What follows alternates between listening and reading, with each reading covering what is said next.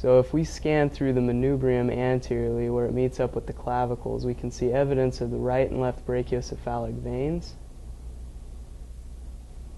where they join to form the superior vena cava just on the deep surface of the manubrium.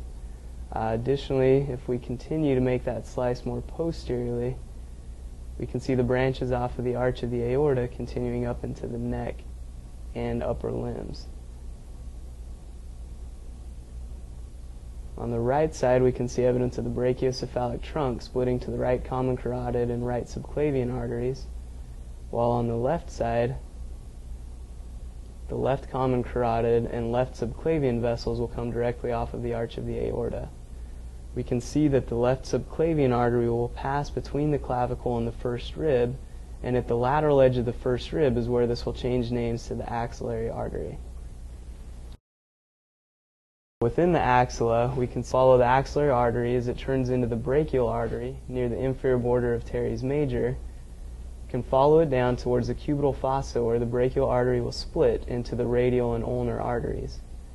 In this individual, the radial artery branches early and gives off a large superficial palmar branch, and then will continue dorsally towards the anatomical snuff box, towards the dorsum of the hand.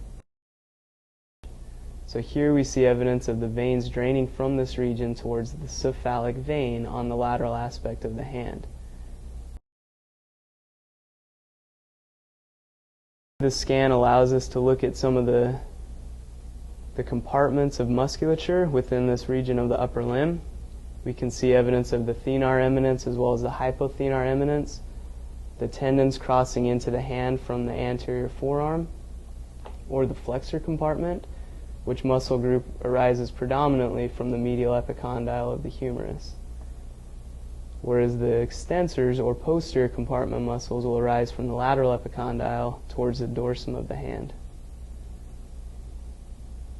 We can see in the scan a clear definition of the triceps brachii muscle with the lateral head, long head, and then on the medial aspect evidence of the medial head of this muscle as well, separated from the anterior compartment by the brachial artery.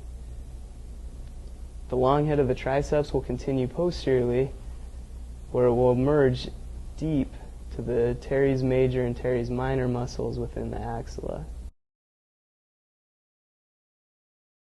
Additionally, the scan is an excellent opportunity to look at bones involved in the upper limb, where we can clearly see the metacarpals as well as the phalanges.